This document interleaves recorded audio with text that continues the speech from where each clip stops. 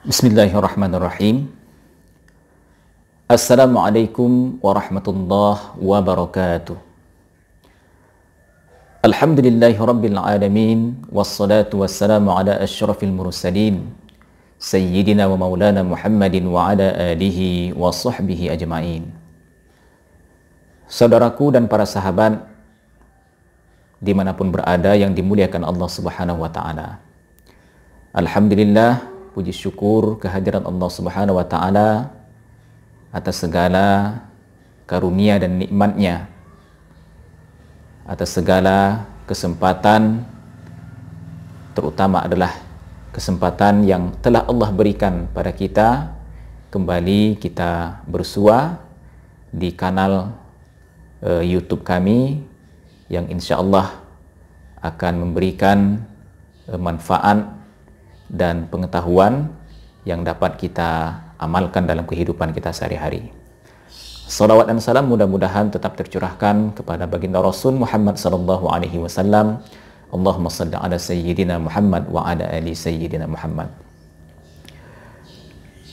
Saudaraku yang dimuliakan Allah dimanapun berada, Islam adalah agama yang sangat sempurna.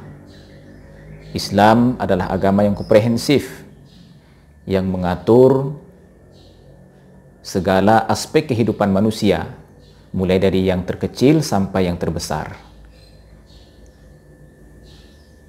Nah, oleh karenanya, apapun yang kita lakukan, yang kita kerjakan, sesungguhnya tidak terlepas dari aturan-aturan Islam. Apakah itu bersuci, terutama adalah ibadah, apakah itu hidup bermasyarakat, berkeluarga, bertetangga, bahkan tentang kepemimpinan pun atau memilih seorang pemimpin, semuanya diatur di dalam agama Islam. Nah, dalam kesempatan yang baik ini, saudaraku yang dirahmati Allah, sedikit kita akan berbicara tentang kepemimpinan atau memilih seorang pemimpin dalam Islam. Nah, memilih pemimpin dalam Islam adalah sesuatu yang bukan barang tabu. Bukanlah sesuatu yang gharib, sesuatu yang asing. Bukanlah sesuatu yang tidak penting untuk dibicarakan.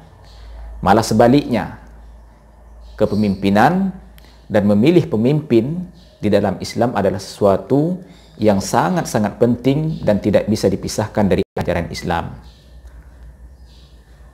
Saking pentingnya, saudaraku yang dirahmati Allah, Nabi Muhammad SAW pernah menyebutkan dalam hadis beliau yang berasal dari sahabat Nabi Abu Hurairah, anna Nabi SAW qala, "Idza kana thalathatun fi safarin falyu'ammiru ahadahum."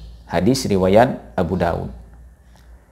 Dalam hadis ini Nabi menyebutkan bahwasanya berkenaan tentang pentingnya kepemimpinan ini, apabila ada 3 orang yang sedang melakukan safar, yang sedang melakukan perjalanan, maka hendaklah mereka mengangkat 1 orang dari mereka tersebut untuk menjadi pemimpin.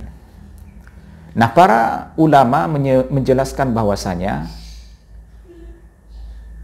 dalam kelompok yang sangat-sangat kecil saja, yang tidak lebih dari 3 orang, Rasulullah SAW mewajibkan atau memerintahkan untuk mengangkat seorang pemimpin. Apalagi dalam ruang lingkup sebuah daerah, sebuah wilayah, sebuah negara mungkin yang lebih besar, maka kepemimpinan atau memilih seorang pemimpin adalah sesuatu yang sangat-sangat penting dan tidak bisa diabaikan begitu saja. Kemudian, saudaraku yang dirahmati Allah, kalau kita merujuk kepada sejarah Nabi atau sirah nabawiyah, maka kita juga akan mendapatkan bagaimana ketika Nabi Muhammad SAW wafat, meninggal dunia, apa yang dilakukan oleh para sahabat pada waktu itu, baik dari kalangan Muhajirin maupun dari kalangan Ansar. Nah, ketika Nabi Muhammad SAW wafat pada tahun ke-11 Hijrah, yang dilakukan kali pertama oleh para sahabat adalah mereka berkumpul di suatu tempat yang bernama Saqifah Bani Sa'idah. Nah, di sana mereka bermusyawarah sehingga memutuskan sebuah keputusan mengangkat sahabat Nabi yang sangat mulia, yaitu Abu Bakar As-Siddiq, sebagai khalifah menggantikan kepemimpinan Nabi Muhammad SAW, karena Nabi Muhammad SAW telah wafat. Nah, ini juga menandakan, saudaraku, bahwasanya tentang kepemimpinan atau menetap dan memilih seorang pemimpin tidak bisa diabaikan begitu saja, dan itu adalah merupakan sesuatu yang sangat-sangat penting yang harus segera dilaksanakan. Nah, berangkat dari sini, saudaraku, dimanapun berada yang dirahmati Allah, tidak lama lagi kita akan melaksanakan, bahkan menyaksikan, yaitu pilkada serentak, pesta demokrasi, pemilihan kepala daerah yang akan dilaksanakan pada tanggal 9 Desember tahun 2020 ini. Nah, dalam momen ini, pilkada serentak, hampir 270 daerah yang akan mengikuti pilkada serentak ini. Dengan rincian 224 yang akan memilih bupati, 37 yang akan memilih wali kota, dan 9 provinsi yang akan memilih gubernur. Termasuk di dalamnya adalah kabupaten kita, Kabupaten Mukomuko, dan Provinsi Bengkulu yang juga akan memilih pemimpin atau gubernur pada periode ini. Maka dengan ini, sebagai seorang mukmin, seorang muslim, sebagai warga negara yang baik, yang sudah memiliki hak pilih, kami menghimbau kepada seluruh masyarakat, kepada seluruh saudara-saudara, keluarga, untuk meluangkan waktu mendatangi TPS-TPS terdekat, supaya kita bisa menyampaikan hak suara kita. Siapakah pemimpin yang layak bagi kita, yang menurut kita baik untuk kita pilih untuk memimpin daerah kita beberapa tahun yang akan datang. Sehingga kita tidak bisa menganggap memilih pemimpin dan perkara pilkada ini adalah sesuatu yang dianggap sepele saja, sesuatu yang dianggap tidak penting. Maka itu adalah sebuah kekeliruan yang besar, karena Islam sendiri menempatkan kepemimpinan dan memilih seorang pemimpin adalah sesuatu yang tidak bisa dipisahkan dari ajaran Islam itu sendiri. Nah, berkenaan tentang memilih pemimpin ini, saudaraku yang dirahmati Allah, maka Islam memiliki standar bagaimana sosok calon pemimpin yang akan kita pilih. Nah, di dalam Al-Quran sesungguhnya banyak ayat yang berkaitan tentang bagaimana sosok pemimpin yang baik. Nah, intinya adalah bahwa setidaknya kita mengetahui sedikit daripada ciri-ciri pemimpin yang akan kita pilih tersebut. Nah, secara global, sebagaimana yang Allah Subhanahu wa taala sebutkan di dalam Al-Qur'an, surat An-Nisa ayat 58, setidaknya ada 2 ciri secara umum pemimpin yang baik itu. Nah, yang pertama adalah an tu'addul amanati ila ahliha. Pemimpin yang baik itu adalah pemimpin yang amanah, yang menyampaikan amanah kepada yang menerimanya. Nah, setidaknya dalam amanah ini, apa yang dijanjikan, apa yang terdapat dalam visi dan misi calon pemimpin itu nanti ketika dia memimpin mampu dia merealisasikannya. Dan ini kita bisa melihat dari visi dan misi calon pemimpin, apakah itu bupati ataupun gubernur, yang tentu saja apakah kita yakini dia mampu melaksanakannya atau sebaliknya. Ini yang pertama.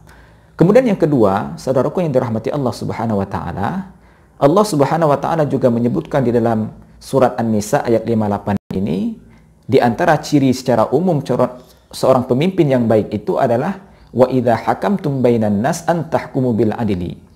Apabila dia menetapkan sebuah hukum, maka hukum yang dikeluarkannya itu, yang ditetapkannya itu adalah bersifat adil.